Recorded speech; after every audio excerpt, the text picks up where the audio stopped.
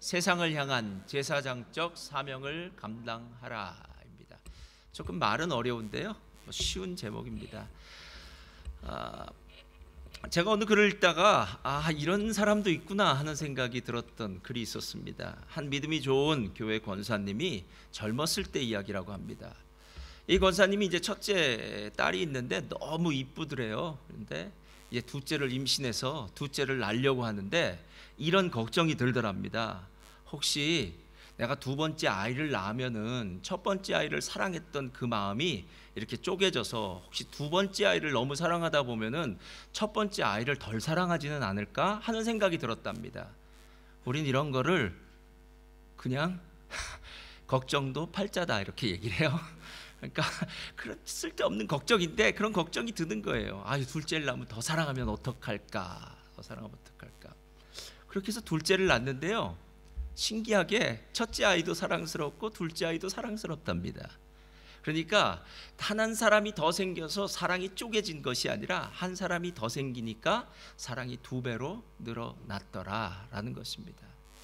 저는 이걸 사랑의 비밀, 사랑의 마법이라고 얘기하고 싶은데요, 실은 사랑은 하나님의 성품입니다. 그래서 믿음과 소망과 사랑은 항상 있을 것인데 그 중에 제일은 사랑이라.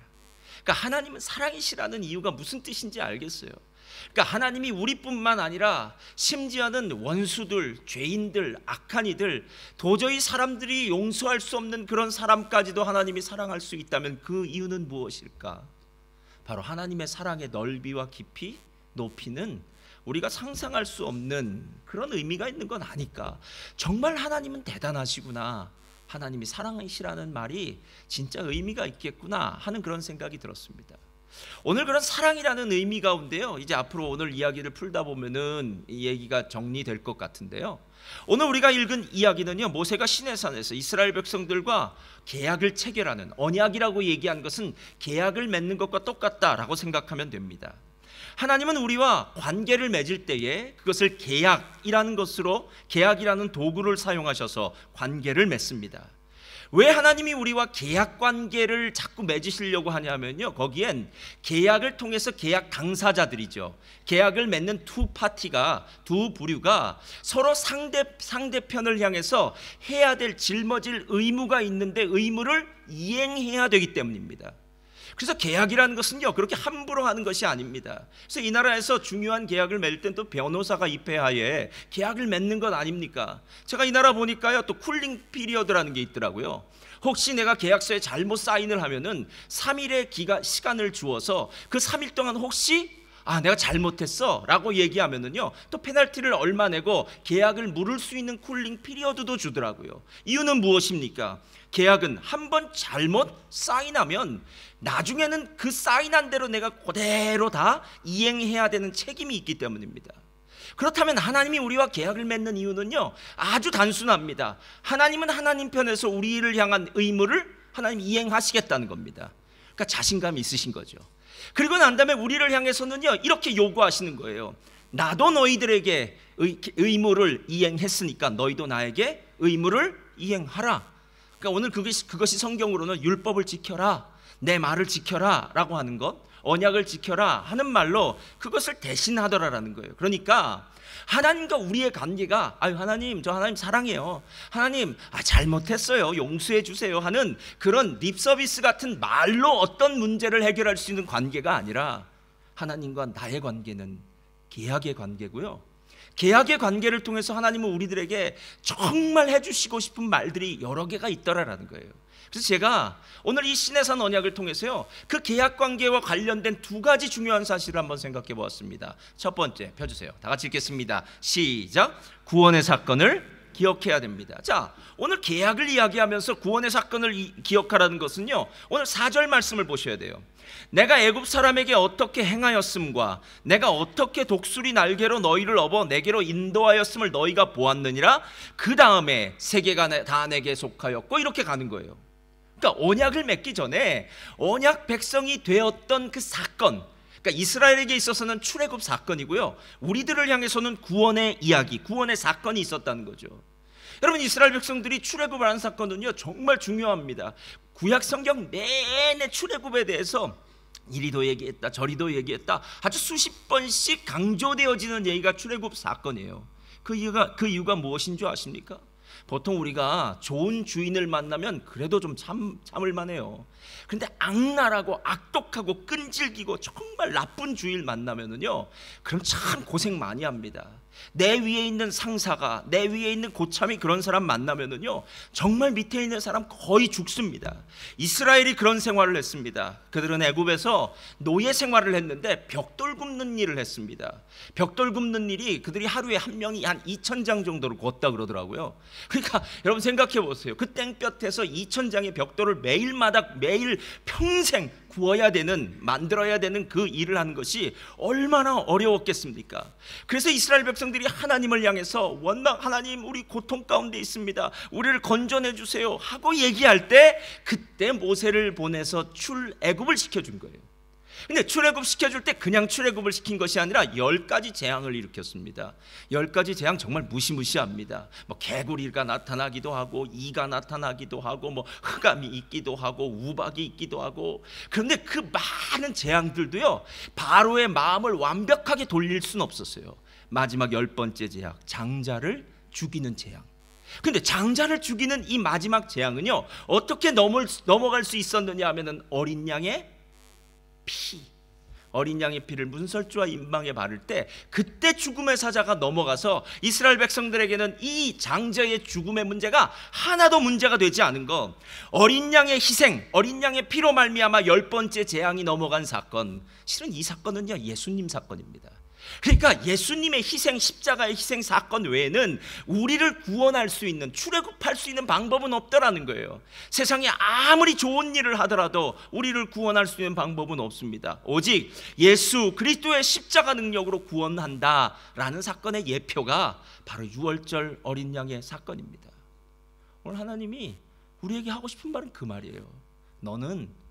너가 하나님 앞에서 구원받은 것이 그냥 대충 이민 와서 친구 잘 만나서, 아니면 때가 되었으니까 그래도 나는 착한 사람이니까 하나님이 나를 구원하셨겠지 하는 이런 여러 가지 일반적인 뜻이 아니라, 하나님이 우리를 구원한 그 사건은요, 정말 모래밭에서 진주 하나 발견하듯이 그렇게 중요한 사건, 그렇게 의미 있는 사건이라는 거예요. 게다가 구원이라는 것이 그렇게 단순하게 건져냈다라는 정도가 아닌 것을 내가 독수리를 업어서라고 하는 얘기와 마찬가지예요. 실은 이 이야기는요 신명기 32장에 나와 있는데, 이것을 현대인의 번역으로 보면 아주 의미심장해요. 펴주세요. 현대인의 번역 다 같이 읽겠습니다. 시작.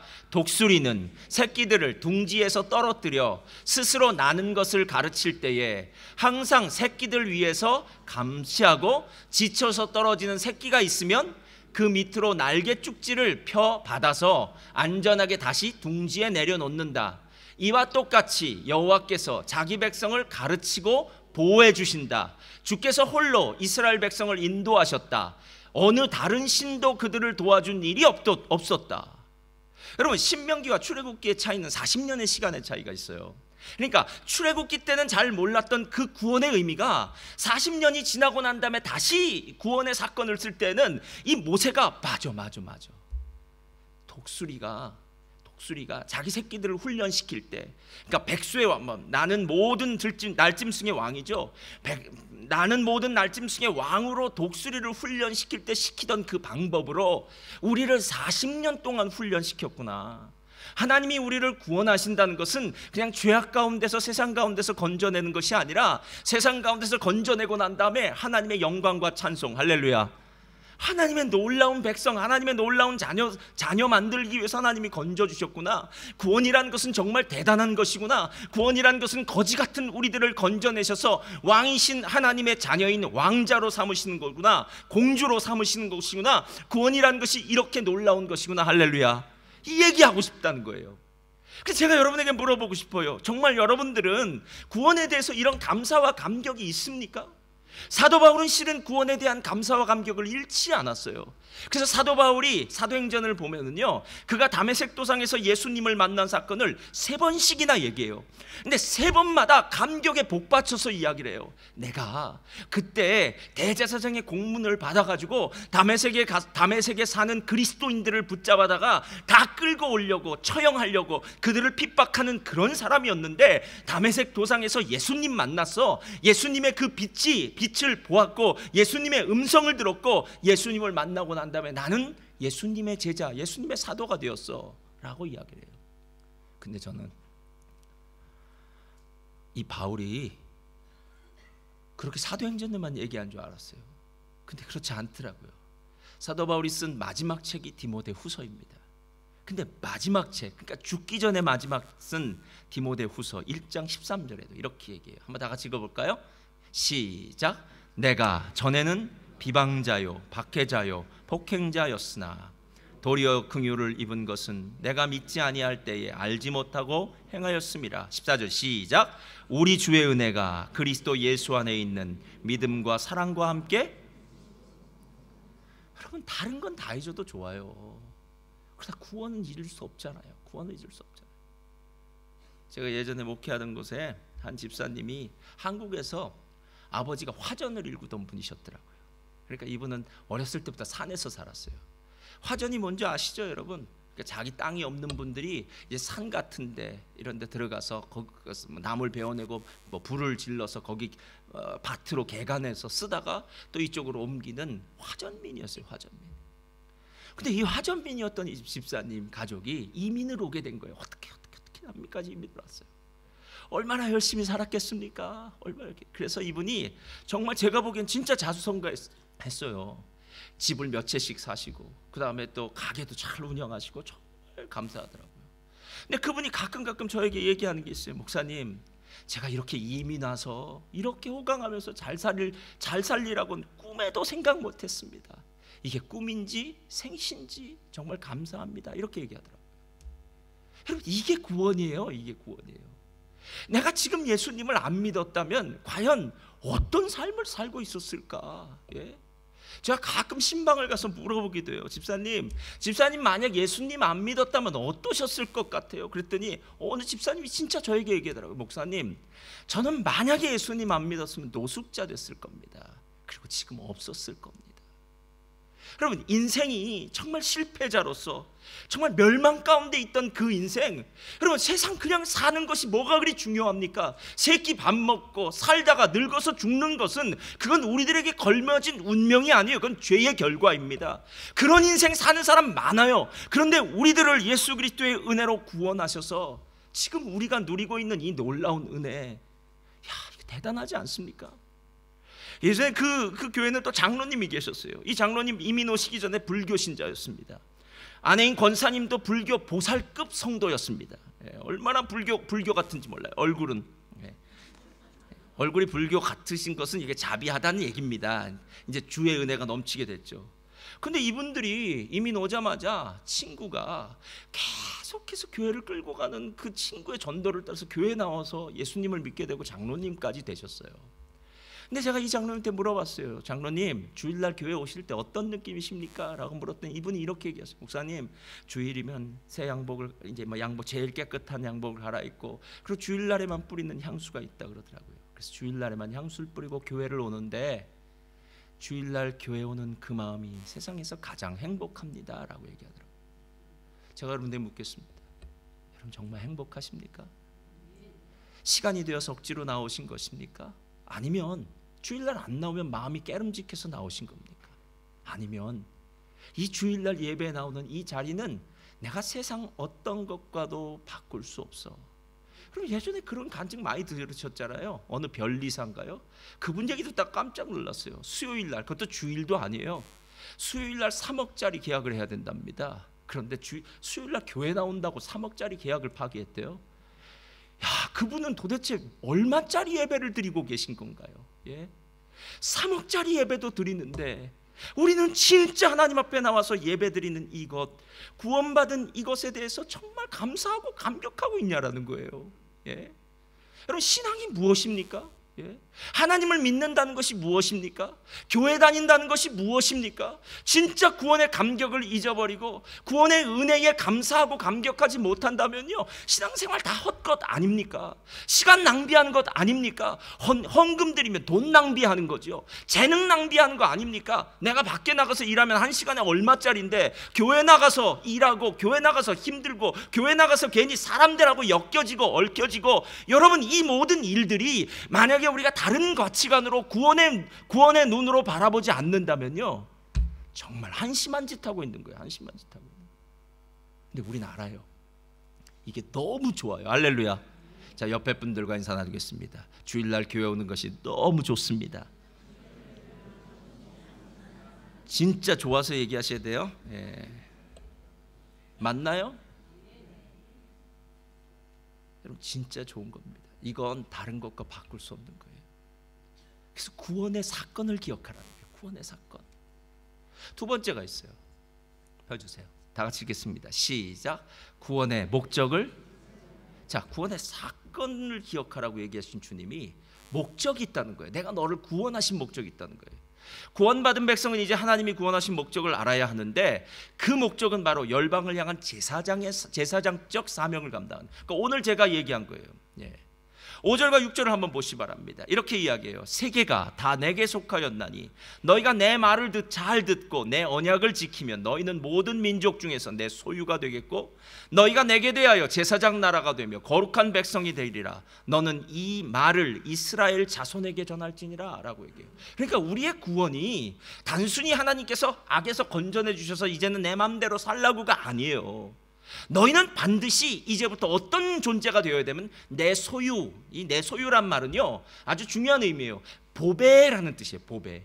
여러분 보배는 금고에 놔두잖아요. 보배는 아주 소중하게 관리하잖아요. 그러니까 하나님이 보시기에 우리는 보배라는 존재예요. 보배요, 보배. 두 번째, 너희는 제사장 나라가 된다라고 얘기해요. 제사장은 하나님과 사람 사이에 중재하는 역할을 하는 거예요. 거룩한 백성이라는 것은요 제사장이라는 것과 똑같아요. 구별되는 사람들이더라라는 거예요. 그러니까 더 이상 세상 가운데서 세상의 방식, 세상의 가치관을 갖고 사는 사람들이 아니라 하나님 나라의 가치관으로 사는 사람들이더라라는 거예요.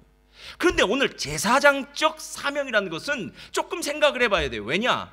성경을 보면은 우리는 둘 중에 하나의 사명을 감당해야 돼요. 하나는 선지자적 사명이고요, 다른 하나는 제사장적 사명이에요.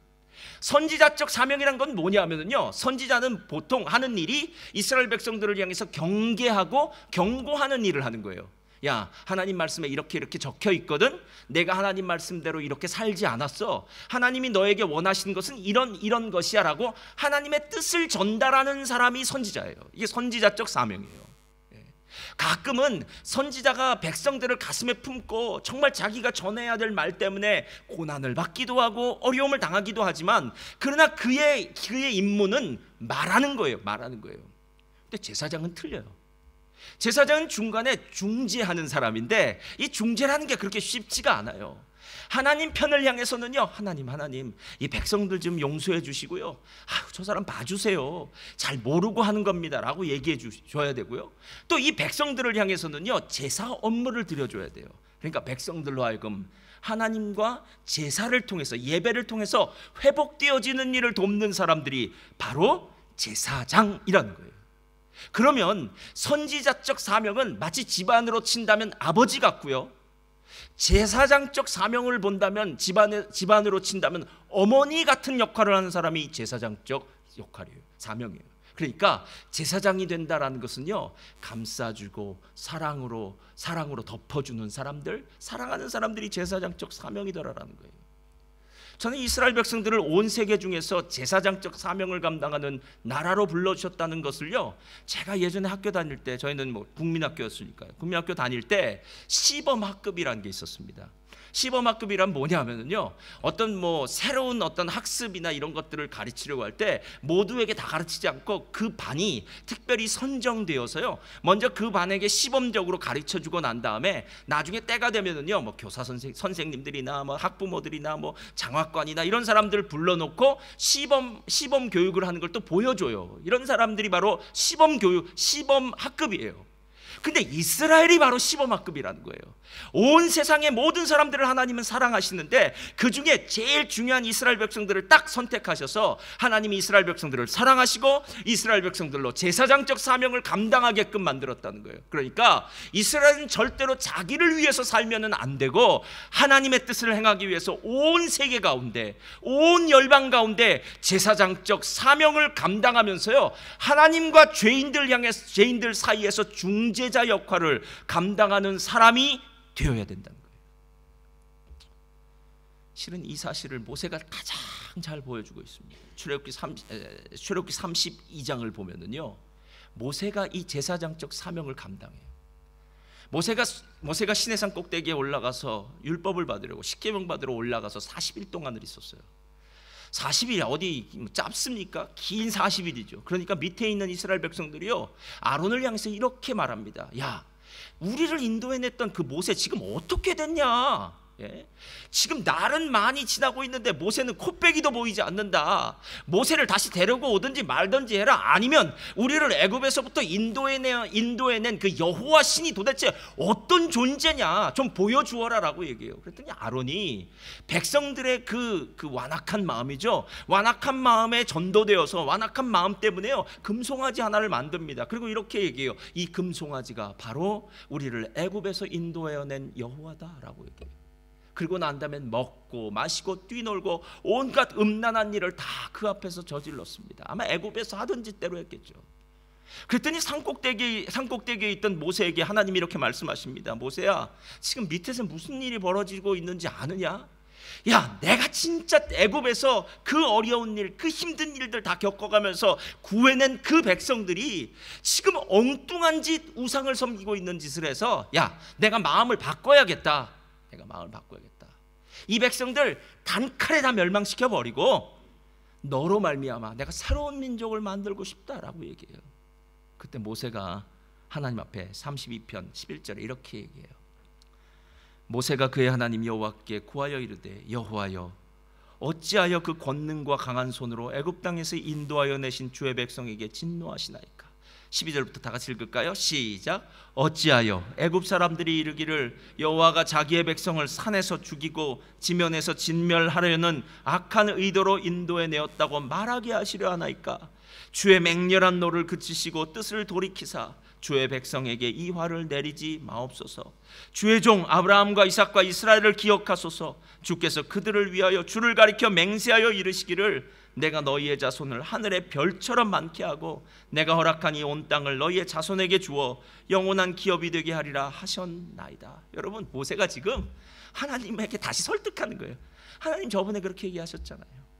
하나님 우리를 출애굽시키실 때 우리한테 이런 얘기하면서 시켰잖아요. 게다가 하나님 생각 좀 해보세요. 만약에 하나님이 여기서 다 죽이면은요, 애굽 사람들이 뭐라고 얘기하겠습니까? 그렇게 힘들고 수고롭게 건져낸 이 백성들, 아, 여호와라는 신은 자기가 건져낸 백성들 광야에서 다 죽이려고 건져냈구나, 악한 의도로 건져냈구나 라고 얘기하지 않겠습니까? 하나님 또 한 가지만 더 기억해 주세요. 아브라함과 이삭과 야곱에게 맺었던 언약 있지 않습니까? 여러분, 지금 모세가요, 하나님 앞에 모든 수단을 다 강구해서 하나님의 마음을 움직이고 있어요. 하나님 마음 움직이고 있어요. 여러분, 모세가 참 끈질기다고 생각하지 않습니까? 여러분, 제사장이 된다는 게 그렇게 쉬운 일이 아닙니다. 모세는 지금 제사장적 마인드죠. 하나님의 백성을 정말 사랑하니까 그들을 위해 끝까지 그 사람들 편에 서고요, 그들이 살기만 한다면, 그들이 회복되어지기만 한다면 심지어 자기의 목숨까지도 그들을 위해서 내어놓을 수 있다라고 얘기해요. 그래서 차라리 내 이름을 주의 생명책에서 지우는 한이 있더라도 하나님 이 백성들을 구원해 주시옵소서라고 얘기해요. 모세가 자기 목숨까지도 그들을 위해서 내놓겠다고 하는 말, 이게 쉬운 말입니까? 예. 실은 모세가 이 말 한마디로요, 평생 그 다음 자신의 남은 평생이죠, 40년을 고통받습니다. 40년을요. 예. 얼마나 열받는 일이 많았는지 몰랐어요. 그럼에도 불구하고 그는 자신이 말했던 이 중재자의 역할을 감당하기 위해서 40년 동안 이스라엘 백성들을 향해서 참고 또 참고 또 참고 또 참고 결국은 모압 평지 앞에 가나안 땅에 들어가는 초입에서 입구까지 그들을 인도하는 일을 했다라는 거예요. 여러분, 공동체를 향해서 아니면 사회를 향해서 아니면 무엇을 향해서도 마찬가지일 거예요. 여기는 문제가 있어요. 이런 것들은 잘못됐어요 라고 얘기하는 것은 어쩌면 참 쉽습니다. 집안의 문제도 마찬가지인 것 같아요. 우리 집안에 여러 가지 문제가 생겼습니다. 그때 우리 이렇게 당신 때문에 이랬어. 당신이 좀만 잘했으면 이런 일 없었을 거 아니야 라고 얘기하는 건 너무 쉬워요. 너무 쉬워요. 너무 쉬워요. 교회도 마찬가지입니다. 교회 이거 누구 때문이야, 이 사람들 때문 아니야 라고 얘기하는 건 너무 쉬워요. 그러나 정말 중요한 것은요, 누군가 제사장적 마인드를 가지고, 제사장적 사명이죠, 마인드를 가지고 품어주는 사람, 희생하는 사람, 그리고 그 일에 수고하는 사람은요 그렇게 의외로 많지 않더라는 거예요. 많지 않다. 실제로 이스라엘 백성들의 문제는요 죄의 문제였어요. 죄는 근본적인 거 아닙니까? 내면적인 거 아닙니까? 세상에 죄의 문제를 해결할 수 있는 방법이 어디 있겠습니까?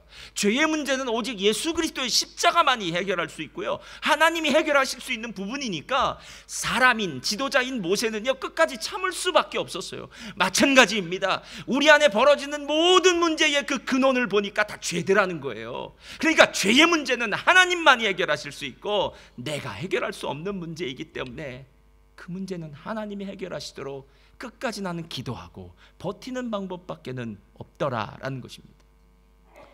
저는 대한민국, 우리가 지금 이 자리에 서 있는 게 정말 도대체 어떤 의미일까라는 생각이 들었어요.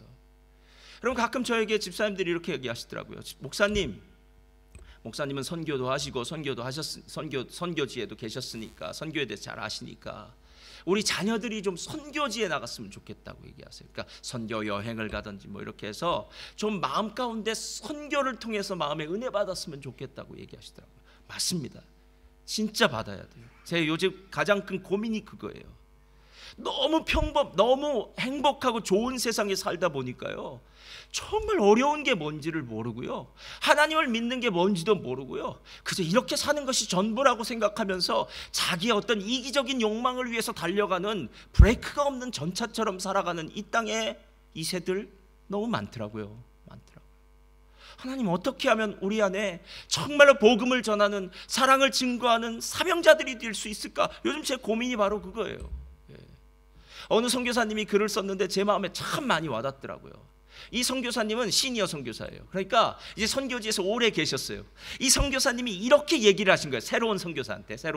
이렇게, 요즘 사람들은 왜 그렇게 복음에 목숨을 걸지 않느냐고. 요즘 선교사들은 왜 복음에 목숨을 걸지 않느냐고. 옛날 우리 때만 해도 노후, 미래 이런 거 생각하지 않고 주님을 위해서 헌신하던 선교사가 참 많았는데 요즘은 그런 사람들이 별로 없다고. 요즘은 장기 선교사로 가고 싶어하는 사람이 없고 다 장기가 단기로 변했고요, 단기는 안 가는 거로 변했다라는 거예요. 그렇게 젊은 선교사한테 얘기했답니다. 그런데 젊은 선교사가 반대로 이렇게 얘기해요. 선교사님, 그거 아세요? 요즘 선교사님들 중에 우리 젊은 선교사들한테 복음이 최고야. 복음이 다 될 수 있어. 미래, 장래 이런 거 생각하지 말고 주님을 위해서 헌신하자 하고는 선교사님이 없다라는 거예요. 그러니까 다 없는 거예요. 우리 시대가 지금. 우리 시대가 다 없는 거예요. 좋은 말 해줄 사람도 없고 그렇게 살 사람도 없고. 선교지마다요 얼마나 선교지를 잘 만들어놨는지 몰라요. 여러분 남미나 다른 곳에 가보면은요 선교지에 건물도 어마어마하게 지어놨고요, 선교지 시스템을 보면 여러분 깜짝깜짝 놀랍니다. 우리 성전 비교할 것도 아니에요. 어마어마한 성전이 그 시골에 지어져 있어요. 근데 놀라운 사실은요, 그 다음에 갈 선교사가 없어요.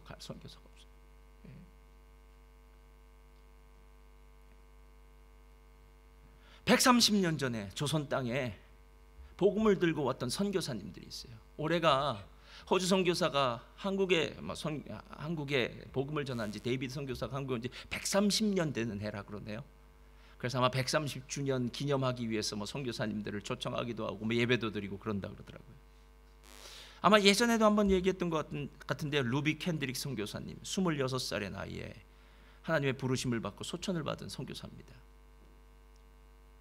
한국에 독신으로 와서 사역을 하다가 1년도 채 되지 않아서 풍토병을 앓기 시작합니다. 병이 깊어지니까 개성에서 사역을 하던 그녀를 서울의 재중원으로 급히 옮겨요. 그러나 끝내 회복하지 못하고 26살의 나이에 하나님의 부르심을 받습니다. 그럼 잘 보세요. 26살의 나이에 부르심을 받아요. 그녀가 파송되었던 텍사스 청년회에 보낸 편지가 나중에 발견되었어요. 그 편지의 내용은 제목은 이렇게 쓰면 될 거예요. 만일 내게 1000개의 생명이 있다면 그것을 모두 조선을 위해 주기를 원하노라. 그렇게 써요.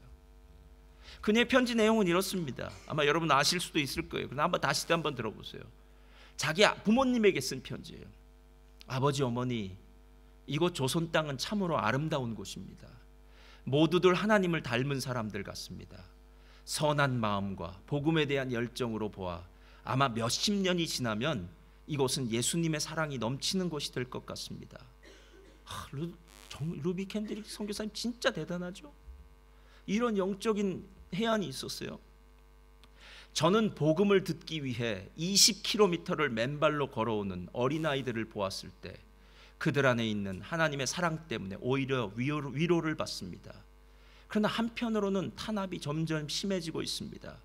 그저께는 예수님을 영접한 지 일주일도 안 되는 서너 명이 끌려가 순교했고 토마스 선교사와 제임스 선교사도 순교했습니다. 선교 본부에서도 철수하라는 지시가 있었지만 대부분의 선교사들은 그들이 전도한 조선인들과 아직도 숨어서 예배를 드리고 있습니다. 그들은 모두 순교를 할 작정인가 봅니다. 오늘 밤은 유난히도 고향으로 돌아가고 싶습니다. 외국인을 죽이고 기독교를 증오한다는 소문 때문에 부두에서 저를 끝까지 말리셨던 어머니의 얼굴이 자꾸 제 눈앞에 어립니다. 어머니, 아버지, 어쩌면 이 편지가 마지막일 수도 있습니다. 제가 이곳에 오기 전 뒤뜰에 심었던 한 알의 씨앗으로 이제 내년이면 온 동네가 꽃으로 가득하겠죠. 그리고 또 다른 씨앗을 만들어내겠죠. 저는 이곳에서 작은 씨앗이 되기로 결심했습니다. 제가 씨앗이 되어 이 땅에 묻히게 되었을 때 아마 하나님의 시간이 되면 조선 땅에는 많은 꽃들이 피고 그들도 여러 나라에서 씨앗이 될 것입니다. 저는 이 땅에 저의 심장을 묻겠습니다. 바로 이것은 조선을 향하는 저의 열정이 아니라 조선을 향한 하나님의 사랑이라는 것을 알게 되었습니다. 이게 제사장적 사명 아닙니까, 여러분? 저는 기독교의 현재 위기는요, 교회의 위기가 아니라 사람의 위기 같아요. 사람의 위기 같아요. 제가 처음 신학교를 갈 때 저희 교회에서 10명이 갔습니다. 그 교회에서 한 300명 되는 게.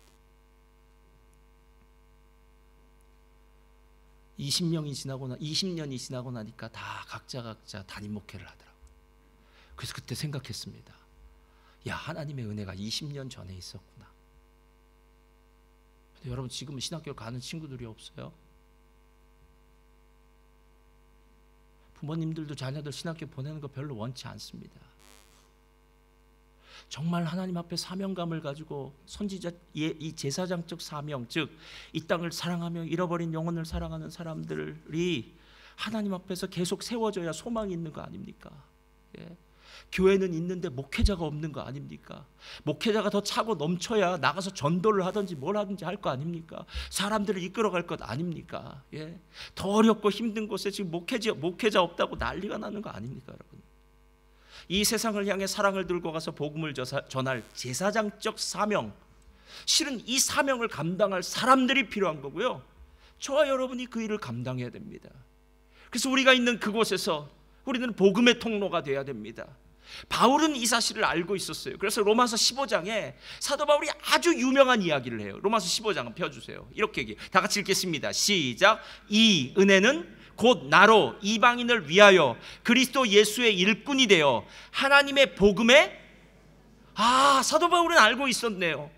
내가 부름을 받은 이유는, 내가 구원을 받은 이유는 하나님의 일꾼이 되어서 복음의 제사장 직분을 감당하기 위해 부름을 받은 거야 라는 얘기예요. 그리고 난 다음에 이야기합니다. 이방인을 제물로 드리는 것이 성령 안에서 거룩하게 되어 받으실 만하게 하려 하심이라. 하나님이 나를 제사장적 사명을 감당하는 이 땅에 아직도 예수 그리스도를 모르는 사람들을 향해서 예수님을 알게 하는 사람 되게 해야 되겠다는 거 아닙니까, 여러분? 예. 제가 멜번에 오니까요, 부모님들이 예수님 잘 안 믿으신 분 참 많더라고요. 그런데 한번 진짜 생각해 보세요. 나는 천국 가는데 내 자녀는 지옥 간다고 생각해 보셨나요? 나는 천국 가는데 나를 그토록 사랑하는 내 부모님은 지금 지옥을 향해서 달려가고 있습니다. 나는 천국에 가는데 나와 함께 식사를 하고 나와 함께 커피를 마시고 브런치를 먹고 이야기를 나누던 내 친구는 지금 지옥을 향해서 가고 있습니다. 여러분, 그 사람들을 위해서 여러분이 무엇을 하고 계십니까? 여러분은 지금 이 자리에 나와서 하나님의 은혜를 받고 정말 감사하고 감격하고 있다면 여러분 과연 사명 감당하고 계십니까? 여러분은 천국을 가고 있는데 여러분과 가장 가까이에 있는 여러분이 사랑하는 그 사람은 지금 지옥을 가고 있다면, 여러분, 우리가 과연 하나님 앞에서 나중에 천국에 갔을 때 과연 기쁠까요? 아, 몰라, 나는 그래도 구원받았으니까 다른 사람이야, 다른 사람의 인생이지. 과연 우리가 이런 식으로 천국에 가서 생각했을까요? 아니면 이런 후회를 할까요? 그때 무슨 일이 있더라도 내가 교회를 끌고 올걸, 복음을 듣게 할걸. 빌립은 자기 친구가 예수님 만났으면 하고 소원을 해요. 근데 이 친구는 하도 똑똑해서 예수님, 나사렛 예수 잘 안 믿을 것 같아요. 빌립이 그 사람에게 얘기합니다. 야, 내가 전하는 거 이것저것 생각하지 말고 와서 일단 한번 봐봐. 와 보라. Come and see. 와서 한 번만 봐봐. 여러분, 구원이 감격한 것과 함께 구원의 사명도 감당하는 게 우리들입니다. 그래서 우리가 살고 있는 것입니다. 여러분, 열심히 살아서 많은 돈을 벌거나 열심히 살아서 여러분이 원하는 자리까지 올라가는 것, 올라가십시오. 잘 사십시오. 그러나 제가 분명히 말씀드립니다. 여러분이 주님 앞에 섰을 때 다 후회할 겁니다.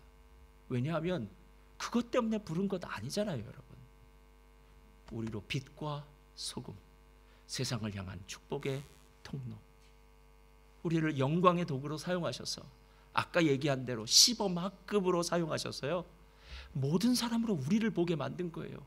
그래서 우리는 할 말이 있어요. 세상 사람들에게, 야, 내가 예수 믿으니까 너무 좋아. 내가 다른 어떤 것들 너한테 줄 수는 없어. 그러나 예수님 하나는 내가 너한테 줄 수 있어. 너 진짜 후회하지 않을 거야. 하나님을 향해서는 이렇게 얘기할 수 있을 거예요. 하나님, 제가 할 수 있는 만큼은 최선을 다해서 제사장적 사명 감당하고 예수님의 마음, 사랑을 나누고 왔어요. 꼭 부흥회가 있어서 이런 얘기를 하는 것은 아닙니다. 저야 매주 설교를 하니까 이번 주에 안 데리고 나와도 다음 주면 또 데리고 나오면 되잖아요. 예, 그런 분은 별로 없지만, 근데 여러분, 부흥회는 정말 딱 그 순간밖에 없잖아요. 여러분이 정말로 구원 받았으면 좋겠다, 그 사람도 천국을 누렸으면 좋겠다라고 생각한 사람이 있다면 오늘 여러분이 제사장적 사명, 사랑의 마음을 가지고 그들을 향해서 초청하시기를 예수님의 이름으로 축원드립니다.